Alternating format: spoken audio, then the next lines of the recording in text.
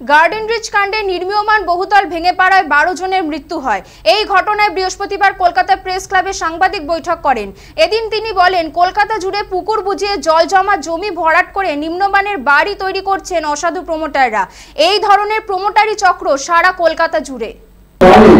কিছুদিন আগে এই মার্চ মাসের 17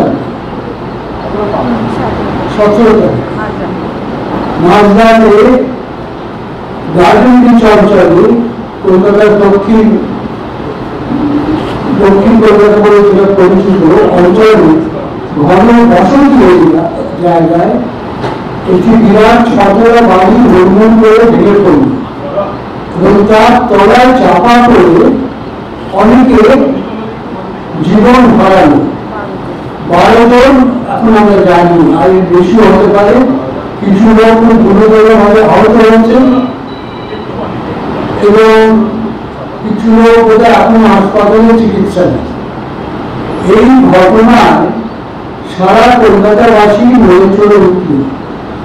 এই ধরনের অপরিকল্পিত বেআইনি বাড়িঘর গজিয়ে উঠছে শুধু গার্ডেন রিচে নয়, সারা কলকাতা জুড়ে।